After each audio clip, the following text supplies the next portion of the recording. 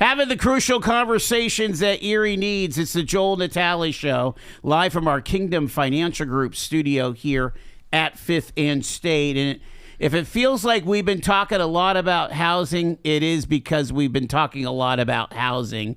And to give us another perspective, and really an important one, when it comes to turning, I'll read the phrase from the website, turning vacancy into vibrancy. Jeremy Bloeser is with us. He's the executive director of the Erie County Land Bank. Welcome back, Jeremy. Good to see you. Thank you, Joel. You got it. Okay, so this is a new job. How recently did you enter the land bank from? I started January 1, 2025, so a little over a year. Okay, a year and a couple months. And you were at the Bayfront East Side Task Force. How long were you there? I was there for 13 and a half years. Okay, wow. Yeah, so if someone knows the lay of the land of the Lower East Side, it's you. Sure. Yep. I do. Yeah. I mean, give us in a nutshell before we jump into the new role. Well, how would you say we're doing on renewal in the Lower East Side? You think? I think we've laid a lot of groundwork, but there's still obviously work to be done. I didn't leave because I was finished with the job, but more a new opportunity. I do know, because I'm very close with the board and the staff that are still there, that there's a lot of good things in the future. They're having a lot of conversations, but there's a lot of land that they own that is ripe for development, and they're looking at ways to encourage others to join them. What do you think the limiting factors are? And are there some structural, other than, like, we have poverty and we have some of the worst zip codes in Pennsylvania, if not America. But what are some of the structural limitations for that neighborhood? I do think it's encouraging developers to spend their dollars down there with the belief that they're going to make it back in maybe a 3 to 5 to 10-fold return on those dollars.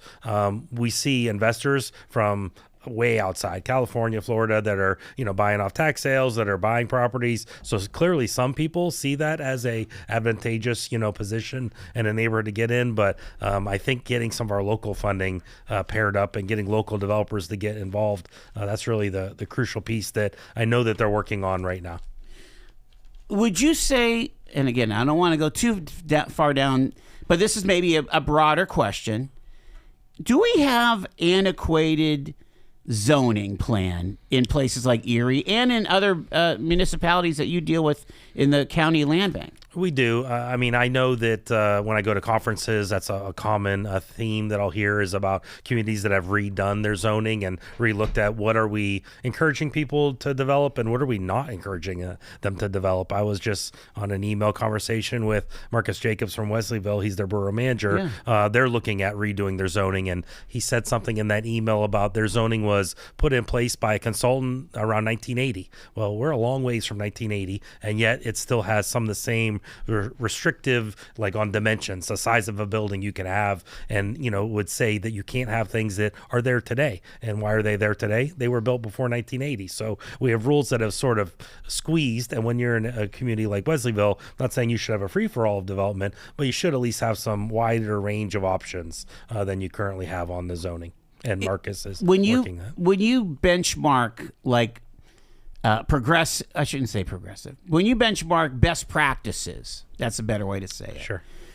Is it a leaning in on more multifamily units? I just read a story about how condos don't get built in America these days because for some reason we have, again, laws and ordinances that are anti-condo for some reason, which in bigger cities they're much more affordable than single-family homes and so on. What do you see in best practices that could be a leading the way here in Erie County? Well, I'll mention I was just in Charlotte, North Carolina, late last week. So, yes, a very different community than Erie, even different than, let's say, Pittsburgh, right? A bigger city, but condo on top of condo on top of condo. Like, just the development that they have going down in some of these places just really blows your mind. But I do think that we need to look at how do we make housing affordable. And so the giant single family home, let's say in Fairview, Mill Creek, Harbor Creek, it's just not financially feasible by most people. So we need to have an array of menu options. Those are certainly available and are still for sale, but I think that families need more options, and the city of Erie, because of the infrastructure that already exists under our feet, allows for a lot more flexible if zoning will allow us to do that. So think about over the course of 13 years, and again, I don't want to be crying for days gone by, but over the course of 13 years, you think about what it would cost you to do a building project when you first got started at the Bayfront to when you left the Bayfront. It's crazy, isn't it? It is. I don't know the multiplication on the initial number, but it's certainly gone way, way up. I think our standards also went up. I mean, we started, instead of just a little bit of improvements, trying to do the entire interior and exterior of buildings. So our standards continue to raise. But yeah, definitely, the cost of contract, labor, and materials all went through the roof. And I mean, that impacts me in my day job now. Yeah, I mean, what kind of per square foot new build are you quoting these days, or getting quoted, I should say? Yeah, we haven't gotten a quote on a single family. I would say we looked at some models for one of the projects I was on, and we were looking, 260 to 300, and that's for a 1,600 square foot home. That's not a giant McMansion. And does that blow your mind? It does. Somebody who's been in this business a long time? It does. I also am a realtor on the side. I work for Coldwell Bankers, so I see what's in the private market, and it's always nice to represent the sellers because there's lots of opportunity to make dollars. But there's buyers fighting over those numbers too. So it's not like they're overpriced because people are getting multiple offers within a few days. At that level, though, at 260 to 300, is that not a scenario where it just is impossible to pencil something out?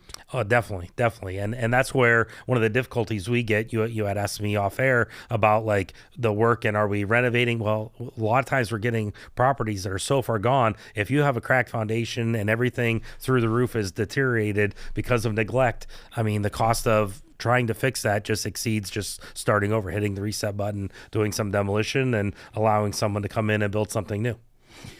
Again, keying in on your experience on the east side, how easy or hard is it in any, whether you're doing this in a borough or, in the city, how easy is it to put parcels together to create some critical mass of clean filled land so that somebody who is a developer could get an imagination and say, I can do something with this? Right. It takes years and years because those properties are not like just people are living in them. Some of them are rentals, and those landlords are not, going to give up their financial income. So if you think of an example would be on the corner of 6th and Parade, or across the street is Erie Insurance's Armory building. And then there's what I would call a field there. We called it the orchard because at best we planted a bunch of fruit trees there as a sort of a placeholder. But there are, I want to say 11 parcels there. It took them years. It took us years and years to put those together through tax sales, individual purchases. Maybe someone passed and sold us the house. It doesn't happen overnight. And those are all probably 30 to 40 foot wide lots. So you need a bunch of them if you're going to do a big project. And is there somebody looking at that now, that orchard? I believe they are working on that. Yeah, that's been since I left Best, but they're definitely talking to potential ideas of what could be their next. It is not intended to be grass forever. Plus, you've got Rite Aid that's boarded up now. The Erie Insurance, I believe, purchased. Did they buy that? Yeah. It looks like they did. Yeah. Again, they have the capacity to do whatever they want to do. Sure. It's so interesting because we went through a scenario post-World War II that there was lots of land and there was a strong, pro-development piece, right? And so I think about my neighborhood, which is north of the VA, all these little homes that were built between 47 and 55. I mean, one after another, probably picked out of a catalog, right? Mm-hmm. And that builder said, we're going to do this, or we're going to do it on spec, or what have you. Some streets had beautiful brick colonial. Some of them are just simple stick-built homes. And you just wonder, what would it take to do that kind of backfill that, again, from your expertise, is that just impossible? It's not impossible, and I think part of what you're hinting at there is someone developing the same type of building over and over and over. Yeah. They're going to get some cost savings, whether it's the staff they have on site or we just a group of us from Erie just toured a group out of Pittsburgh called Module. They're a modular home builder.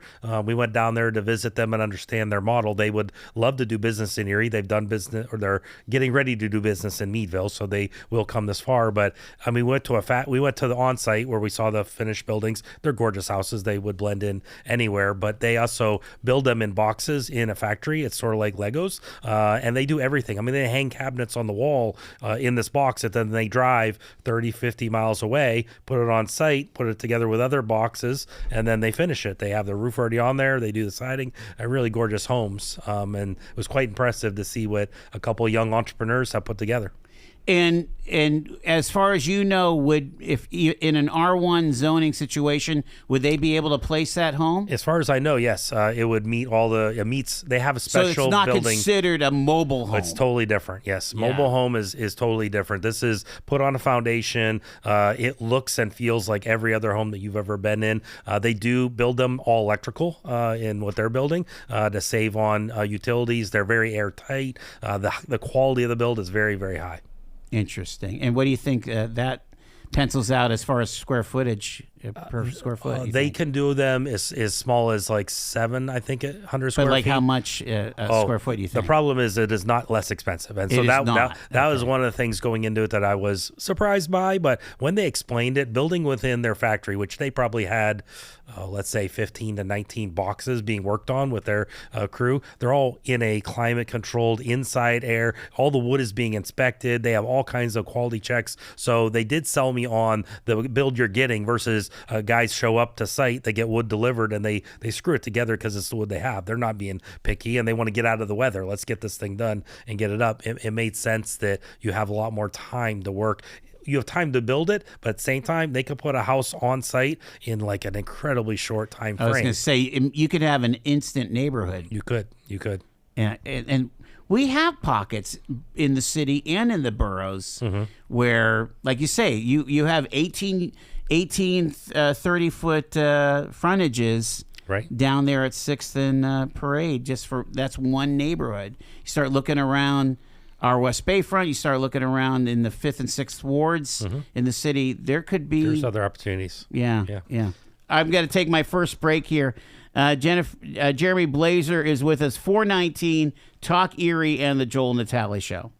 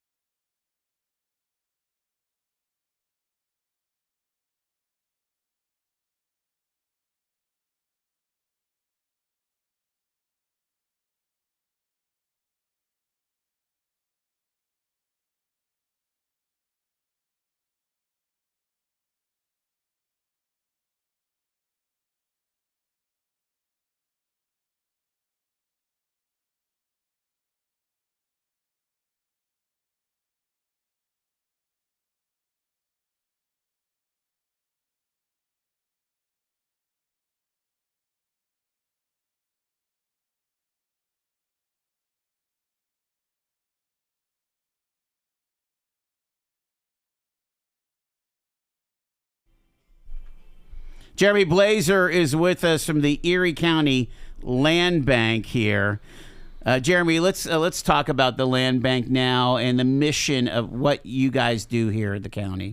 So I like to explain it. We just try to dedicate ourselves to eliminating blight throughout Erie County. So Erie County is unique in that we have two different land banks within our geographical borders. So the Erie Land Bank was created first. I know we have really creative names. Erie Land Bank, Erie County Land Bank. Right. Erie Land Bank was dedicated to the city of Erie. And so Erie City Council created them. They're staffed and managed by the Erie Redevelopment Authority. So Aaron Snippert that runs that is basically the head of both organizations, use the same staffing to do all their work. They do a lot, but all within the city of Erie borders. We work anywhere in Erie County outside of that. So I like to say we cover the entire county except for the city limits. And we work together. We fund them. They get a decent amount of their funding through our allocation, which we get through gaming revenues. And then we divide up and we work together. So they attend our meetings and report in on the good work that they're doing within the city limits. You're basically operating a revolving loan fund, or like how's the money work? Sure. You know? So we get an allocation of the gaming revenues, the monies that come back from the state once the casino profits are realized, and then they give us $1 million a year. We give about half of that. Usually, it's not set in stone. Every year we look at the allocation, but we get roughly half of that to the city of Erie for them to use.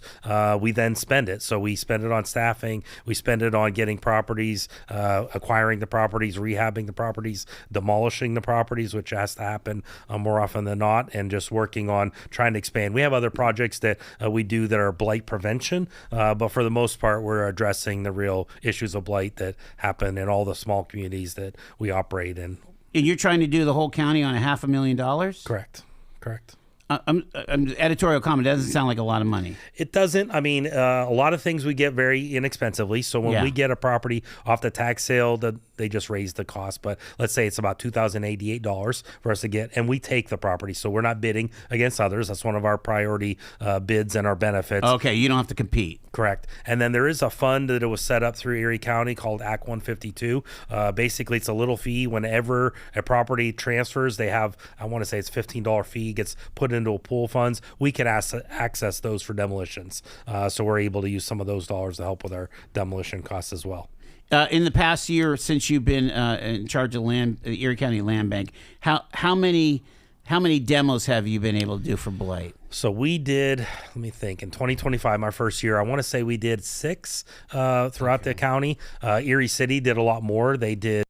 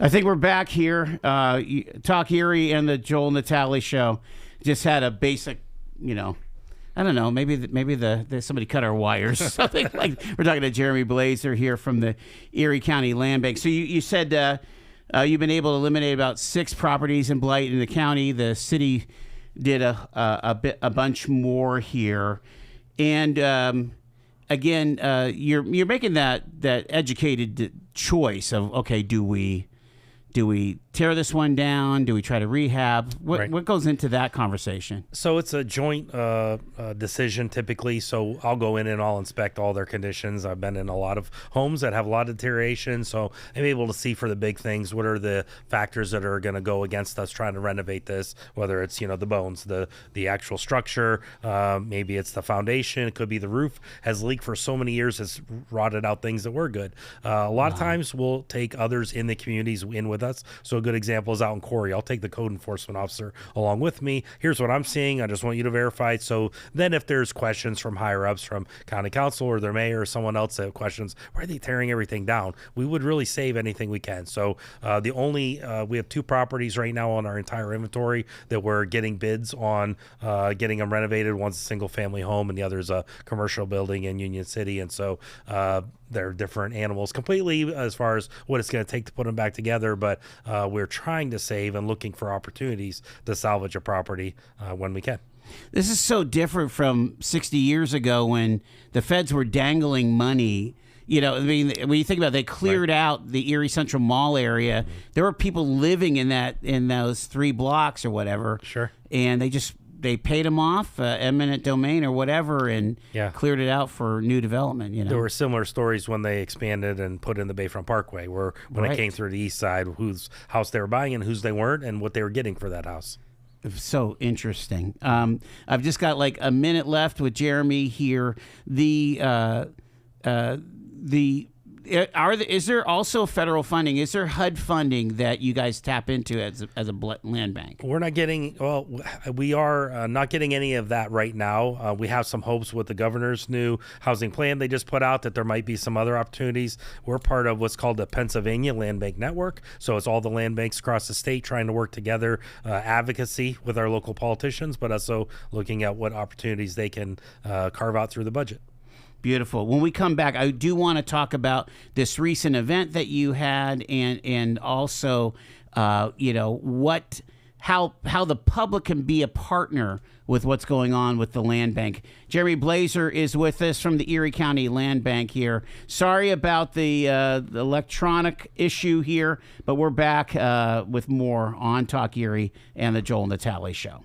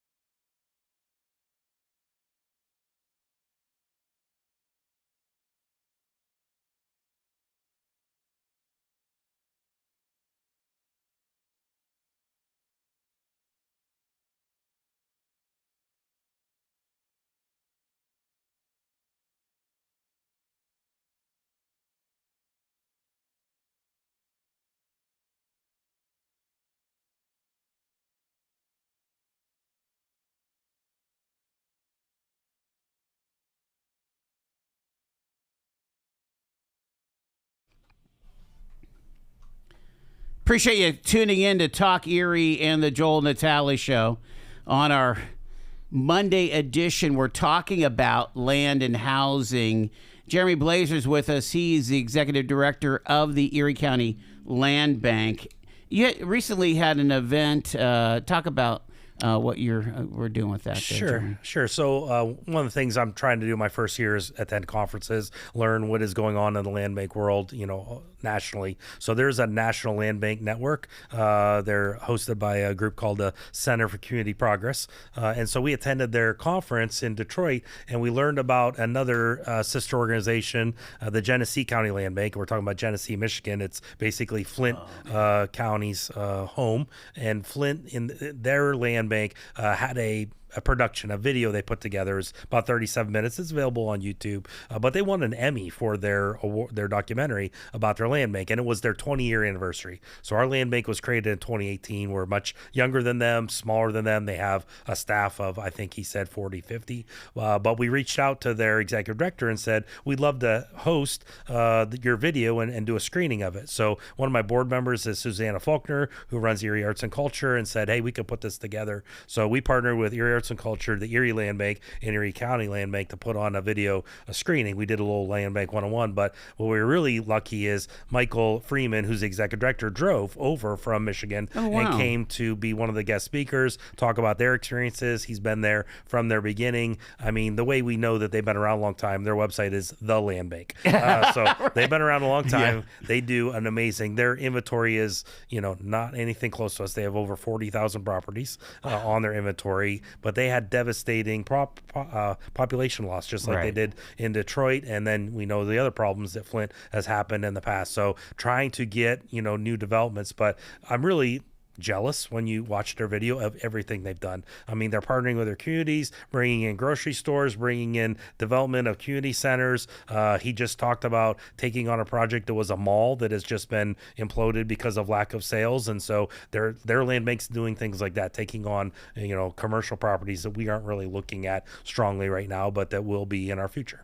I've been hearing that this alphabet soup of organizations that we have here in Erie is actually a good thing, because it's hard for just one organization, just the land bank, to work by itself to do like a big economic development project. But working with the RDA, working with the city's redevelopment, I mean, talk about some of the synergies that you guys can have as organizations. Well, to go on your comment about our collaboration, we're a lean organization. We have two people, my office manager and myself. So we have to work with others. And yes, we work with all the municipalities that we're partnered with. We use their staff as people that we can rely on, people that can help us identify the properties. They'll here's what's going on with so-and-so's house, and here's who you should reach out to, maybe talk to them about that. So just communicating with lots of different people across all kinds of municipalities throughout Erie County, that's one thing. But also working with the Redevelopment Authority, working with contractors, working with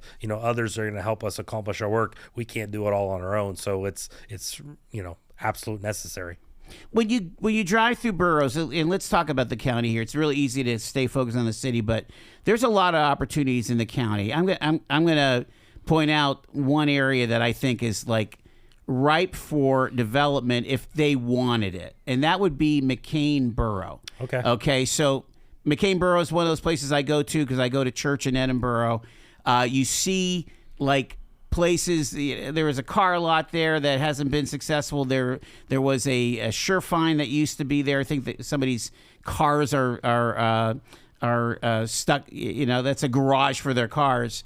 But you have all this built-in infrastructure. You have water, sewer, internet, electric, and so on. And you are looking around. Plus, you have a very highly desirable school district. These are all elements that would make incredible neighborhoods. Right. Yet, at least my experience has been, there's not a whole lot of drive for any kind of significant development there. What do you do in a Right. situation like that? So I'll first say that we are working with McCain Borough. That's one of their newer groups that we just signed on last year. You're talking about the actual municipality? Yes, the borough The itself. borough, yeah. But as an example, like we're still working to try to get into Washington Township. So we're Okay. not in Washington, just in the borough. And if you know, the borough is a very small footprint. In fact, when I went and talked to their leadership, I drove up and down every single block on Google Earth and then in person, and they don't have a lot of plate. Like they don't have that many homes, so they're very okay. well maintained. And some of the homes you may see or properties you may see might be in Washington Township, just outside of them. Gotcha. The only way we can work in a community is if we have what's called an intergovernmental cooperative agreement. It's a legal document,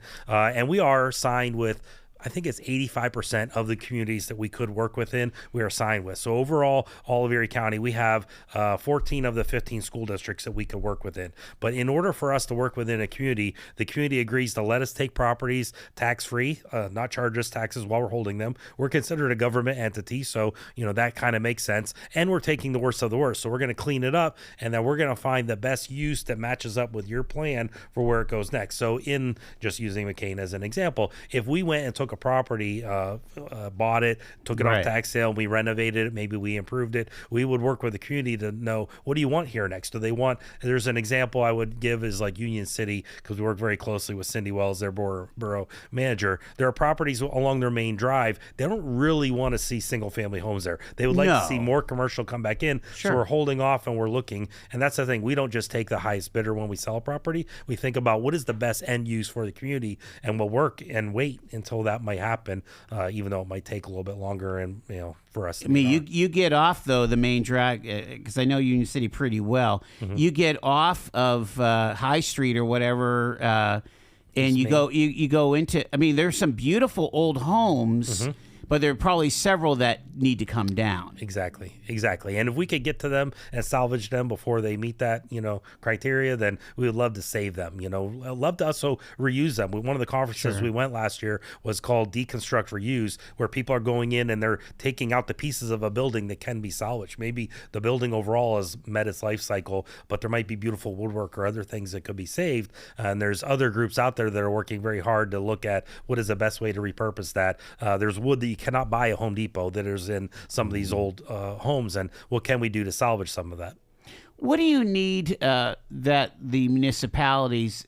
I mean, I think all the municipalities are required to have some kind of strategic plan. I don't know if it's every 10 years to submit to the state or what have you. Are those do those guide some of the impact that you guys would do at the land bank? I think it would guide the advice they give us and what what they would advise us. The other thing they would need would be code enforcement. I think not all the communities have adopted a strong code enforcement, but if you don't have rules on the books, then it's hard to tell someone, well, your property's gotten, it's derelict or it's deteriorating, and there's some parts of our Erie County that I don't think they want that. They don't want to tell someone what their property can and can't be. But they're impacting not just that person, but the neighbors. Everyone that lives close to that is impacted by that, whether it's in lower property values or in what they have to look at, and there are some, we get called about occupied homes. That's one thing we don't take care of is occupied homes. There are a lot of people that I've learned in this job that are living in housing that they should not be living in. They own it. It's not like, they're a renter that is being taken care of a landlord. They're, for whatever reason, I don't know all their individual details, but they're living with like holes in the roof. Well, we know in our climate, you can't have that, that can't be a very safe or habitable residence. And so if I get that 10 years down the road, well, all the deterioration has happened. It kind of makes the decision easy, even though it's not the decision we want to make. Yeah, that is a complaint that I've had here with folks, especially in the city, neighborhood advocates saying, look, I understand that the landlords are having to come, especially in the city, they have that BIU inspection every 2 years for the rental inspection. But right next door is, like you said, fixed income, owner occupied, and the gutters are falling apart. There's no fascia, blah blah blah blah blah. And even in talking to Mayor Devlin, it's like, how do you get? That's the Mayor Schember had the Love My Block, but that was they had great intentions, but it was very, very small scale. How do you how do you build into this with scale with some income? Right. Is that HUD money? Are we always looking to the feds and the state to bail us out? Because that's going to be hard to do. I was just reading today that there's some federal legislation being debated, and it looks like getting a lot of bipartisan support to take Pennsylvania's whole home repair program and make it nationwide. So I do think Pennsylvania, that was a wise use of ARP dollars. I know that our redevelopment authorities have put that into place and help people, improve their homes. But some of the projects that we've been involved in that use those dollars, I mean, there are people that just would never have the resources. And as we talked about earlier, the cost of doing these rehabs are quite high. So let someone else take on the detail of getting bids, making sure you're getting the best possible price, overseeing and maybe someone can stay in their home instead of having to relocate or lose it to deterioration. Is that what that whole home project did? That's what the whole home has done. And we just announced that Fetterman and McCormick sponsored that bill. Right. And it passed through the Senate. Yes. It's ready for Trump to sign almost. So. I think so. I thought something about the House has to maybe, revisit it, but that's one of the details I saw in there. I think more resources available. It's definitely needed. And it's something that we would, be happy to help coordinate. I do think talking to the owner, like it's outreach, right? It's talking to the person who lives there about why. Is it just how financial you can't afford it? I mean, that might be, some people's situation. Is there mental health? Is there, mental acuity that's deteriorating? What is causing you to live in these conditions? Because it's not wise, it's not healthy, it's not safe. Is every municipality required to have a zoning or a code enforcer? I don't know. They're not required. So is that something that could be picked up with the county? It could be. I mean, we're looking at, I do also know that when they've had vacancies recently, it's been hard for some of these municipalities to find someone qualified because you do have to have certain certifications to do the job well. We've been looking at, is there any way we could kind of work with those municipalities to maybe grease the wheel and help share because you might not need one every day. McCain Borough, tiny borough like that, they don't need someone working 40 hours a week doing that job, but maybe once or twice a month they stop in and take care of the cases. Well, it could be something similar to what they do for their building permits. They don't do their own building permits. They have BIU or whoever is doing the code work to come in and do the inspections and so on. Right. It's so interesting because again, we have the biggest expense to building something is what you put in the ground before you build above the ground. Correct. And if you could backfill, like again, 13 years on the east side, you get that. I mean, if the sewer line, the water lines are already in there, that's half the battle. Exactly. I know some of the developers we've sold to in looking at trying to reduce costs. I look at a house that he's built and I ask him how much it's costing him to build it and how much he wants to sell for. And I think, what can we do to reduce? Because the gentleman I'm thinking about in Union City, he's building in the $300,000 sale range. Well, a lot of people can't afford that. So I say, lop off the attached garage. Now what do we get the cost down? What if we don't do a full 15-block basement like you're doing? What do we get the cost down to? Can we get it down to something affordable? Because those that can afford all those extra amenities, there's plenty of homes available for them. I don't think there's quite the shortage as there is. A 15-block basement, what is that, like a 10-footer or something like that? I mean, that's a lot. Right. Pretty amazing. It allows you to finish. Oh, okay. Mm-hmm. So you can get the real ceiling in and everything, right? Wow.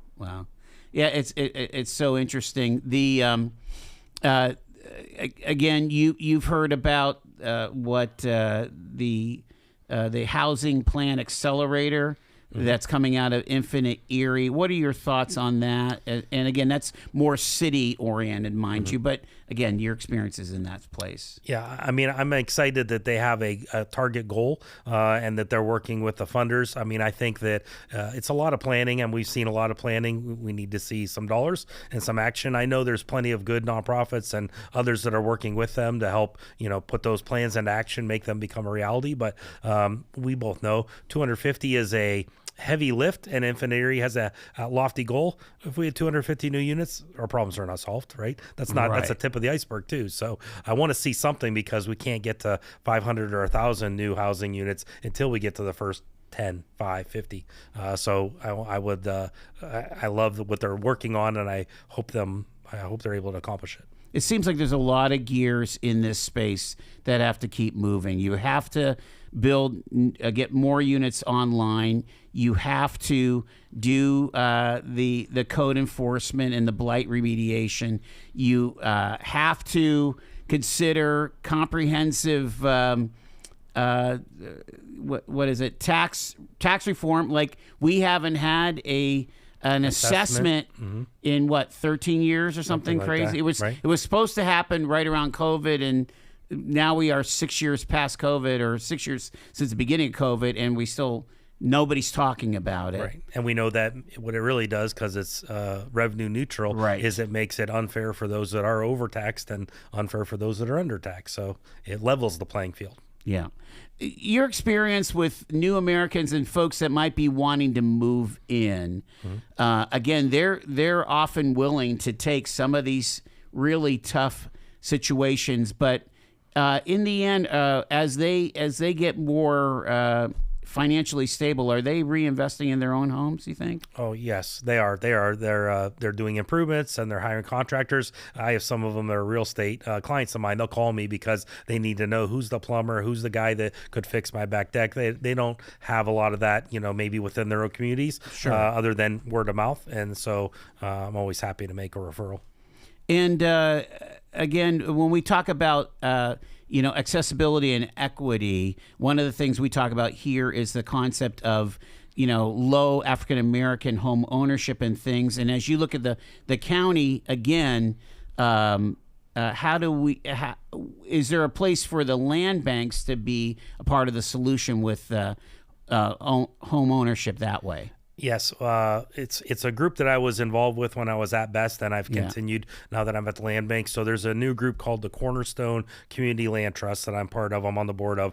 A land trust exists all over the country. They've been around for over 35 years. Land trusts really separate the land that your house sits on from the building. And what it does is the land trust owns the land and you buy the building. And what that does is it reduces the costs and allows easier entry into the workforce, into the housing for people that otherwise could not afford it. It's a proven model. There's land trusts in Pittsburgh. There's land trusts in Allentown. This is the first one in Erie County. We haven't done one house yet. We're working toward that, but we're trying to lower the cost of housing because we know a lot of people still want to be homeowners. And if they're all just going to be renters forever, that's not going to help them, build that equity and build that, generational wealth. Is this a situation, and we just have a minute or two left with Jeremy Bloeser, is this a situation where if you are a landowner, let's say you're elderly or whatever, and you want to get out from under your house? I mean, could we call you? Yes. Yeah, absolutely. We would talk to them. We are focused on blight. And so if your house is in good shape and good condition, you should just sell it on the market or look for another buyer. But if it's something that is, we take on problem properties, right? So the condition of the property, liens or tax issues, there are problems. We clean up a lot of reasons why people couldn't otherwise sell their home. We will work on that. We have a great legal team that works on cleaning up problems and messes that are left behind. And when you have deaths and those aren't taken care of the right way, it snowballs very quickly and makes a property that otherwise would be livable. A bank won't finance it, so otherwise it just gets worse. Do you do any commercial at all or not? Yes, we do. We do commercial because I'm thinking of abandoned gas stations. They always have problems, don't they? They do. We've been asked to look at a couple of them. We've reached out owners of currently non-active. So we'll talk to anybody and we'll try to work on every project. Like I said earlier, we're going to build our staff up a little bit because we are pretty thin right now. But reach us at eriecountylandbank.org. We'd be happy to talk about any property and as well as look at our properties that we want to sell. We have inventory there that anybody that is interested, developers, someone that wants a side lot, take a look at what we currently have available. Yeah, that's always helpful too. If you have a house and the side lot comes available, you can just expand your footprint. Jeremy Bloeser, I appreciate it very much, sir. Thank you. Thanks for taking the time. It is 4:53. It's Talk Erie.